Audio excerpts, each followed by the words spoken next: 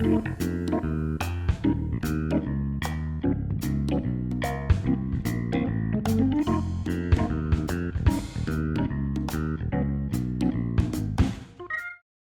porque en el fondo esta identidad regionalista y también nacionalista es una propuesta a cómo debería ser Chile también, pues, desde Iquique. O sea, ok, seamos todos chilenos, pero yo creo que Chile también nos integre de alguna manera. Es como un reclamo por la integración o por la inclusión. Más que por la integración, como tú dices, es por la inclusión, es por valorar los elementos regionales, locales que hay, y que no sean pasados por el sedazo de, como lo hace el centralismo, de lo exótico, de lo folclórico. ¿Te das cuenta? Cuando uno ve que en La Tirana que hay un canal de televisión, uno se asusta, porque dice, estos tipos van a decir cualquier cosa de la fiesta de La Tirana en Santiago a todo el mundo, cuando las cosas no son así, porque no captan la sensibilidad, no captan la sutileza, no captan lo... Claro, es una mirada de afuera de un tipo que se pone en el... Además, estoy hablando del Pancho Saavedra, claro, ¿no? Que se pone en el centro del paisaje de los bailes y claro, pero no... Entonces termina todo pasándolo dentro de lo folclórico, dentro de lo exótico, dentro de ese tipo de cosas. Incluso los comentaristas del CDF cuando vienen para acá y hablan del norte, todos caen en lugares comunes, todos en juicios medio neocolonialistas, cosas de ese tipo, ¿te das cuenta? Entonces, claro, si reconocemos que Chile es un país diverso, nos vamos a dar cuenta de ese tipo de cosas, que lo mismo de estar pasando en Chiloé, por ejemplo, lo mismo de estar pasando en Puerto Montt, ¿ya? La diferencia creo yo que aquí en el norte los nortinos, y sobre todo los iquiqueños, por nuestra historia, hemos sido más capaces de elaborar una identidad más contestataria que Arica, o que Antofagasta, que Calama, o que Talca, o Concepción, o Valparaíso. Eso le iba a preguntar, este fenómeno no se observa tanto en otras regiones, pues, o sea, yo también viviendo con la mirada externa, que es como beneficiosa a la vez para separar, pero también ignora muchas cosas. ¿Por qué no se da en otros lugares? ¿Qué es lo que hace particular a la identidad iquiqueña para configurarse tan fuertemente en el ámbito del fútbol, en el ámbito de la construcción de sociedad, en el ámbito de lo contestatario, por ejemplo? Yo creo que hay dos elementos. Un elemento es una historia que te hacía en principio del siglo XX que Chile no se entendiera económicamente así en el norte grande. O sea, el impacto que tuvo el Salitre y que tuvo Iquique, la matanza de la Escuela Santa María el 21 de diciembre de 1907, el 21 de mayo de 1879, la guerra civil del 91. O sea, hay una épica, o sea, el Iquique no se puede entender sin una épica que es militar, que es deportiva, que es obrera, pero también que es deportiva. Si el Tani Loaiza el año 25, Godoy el año 40, son los rockstar que ponen a Chile en el mundo del boxeo. ¿Ya? Y luego, un segundo elemento que te ayuda, y la fiesta La Tirana, que es una fiesta que te pone cada año en contradicción el sentido de lo nacional hegemónico que la élite blanca de Las Condes define a través del rodeo, del guaso y ese tipo de cosas. Y que por ahí se va todo el resto del santiaguinismo, ¿eh? Que va a decir, mira, no, estos son indios que están bailando allá, digamos, ¿no? Entonces, La Tirana es una piedra en el zapato para esta chilenidad dominante, hegemónica, blanca. Incluso yo le pregunto a los estudiantes de antropología de la Chile, ¿qué saben de La Tirana? Y no saben nada.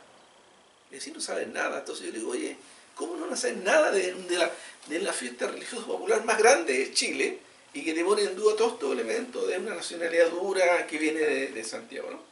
Y por otro lado, tenemos esta historia épica, potente, pero esa historia épica no sería nada si tú no tienes un cuadro, un conjunto de intelectuales que se han dedicado a estudiar y a valorar ese tipo de elementos y ponerlo en perspectiva. Okay. ¿Te das cuenta? A mí me pasó cuando yo lancé mi libro del Tani Loaiza, el año 2005, una biografía del Tani Loaiza. Los periodistas me miraban con mucha sospecha y muchos me decían, ¿qué hace un sociólogo estudiando a un ídolo del boxeo, que se supone que es de ellos, de los periodistas, ¿no? Claro. Y los sociólogos, por supuesto, el menosprecio más el menosprecio más grande, excepto dos o tres que son amigos míos que me quieren, ¿no? Pero eso no es, digamos, representativo del canon. Entonces, ¿uno qué hace?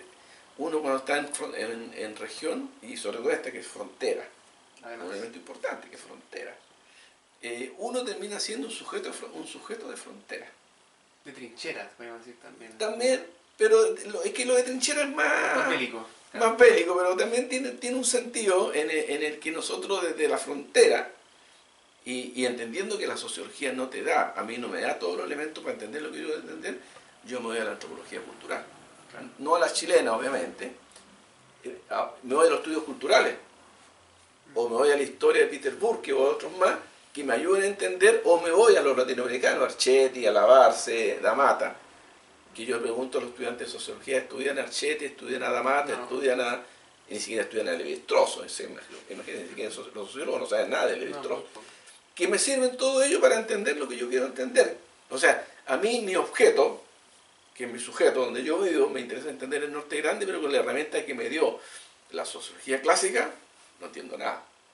O voy a querer entender que en la oficina había sindicatos, pero ¿y los clubes deportivos dónde están? Y cuando uno lee la prensa antigua, se va encontrando todos los domingos partidos de fútbol, Intercity para allá, para acá, y los nombres de los jugadores. No, algo está pasando. Hace 2 meses atrás me vino a ver un gringo de Liverpool que anda estudiando el tema del cricket. Ya. Y como yo he escrito un par de cosas acerca del cricket, me vino a él, conversamos y llegamos a una idea, pero no hay biblioteca, no hay fondos documentales donde se hablen de ese tipo de temas. Interesante. Oiga, en lo más específico, dentro de Iquique o dentro de la zona norte, ¿hay diferencia entre lo que pasa en la Pampa y lo que pasa en la costa? No sé, por el deporte pampino, el deporte costeño, No, o es básicamente no. parte del mismo ethos. Es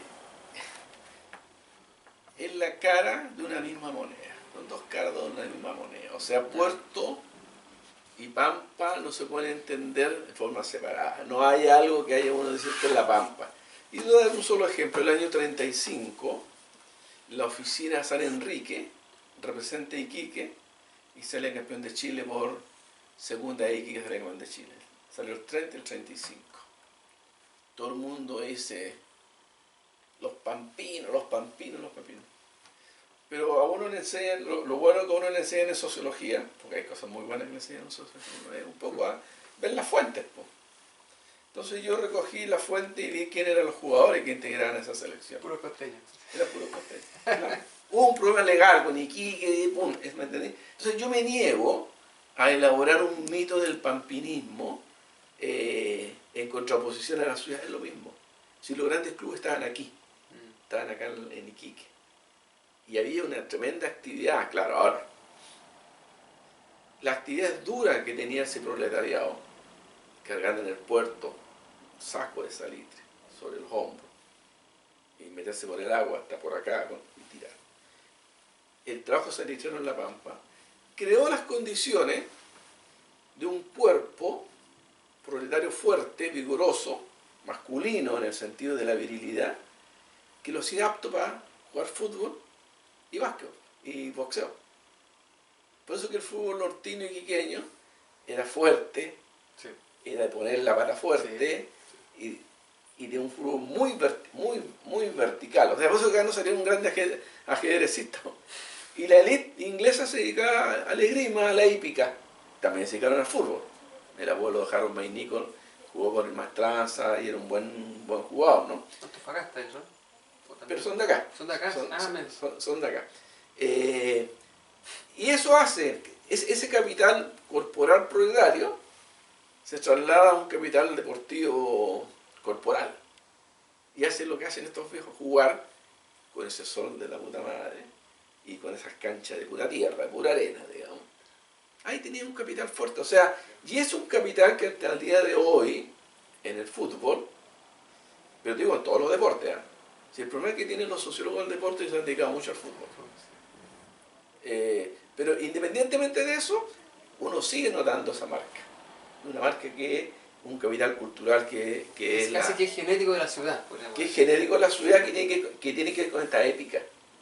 Muramos todos, saltemos el abordaje, muramos todos la Santa María. entreguémonos a la Virgen del Carmen, lloremos por él. O sea, si la mejor expresión de la masculinidad nortina, esta dura, viril, de que se expresaban los deportes, está cuando la gente va a la fiesta de la Tirana o San Lorenzo, se pone su traje de piel roja y llora en público frente a la Virgen o frente al Santo. Tú decís, no, acá te hace un clic, acá hay algo.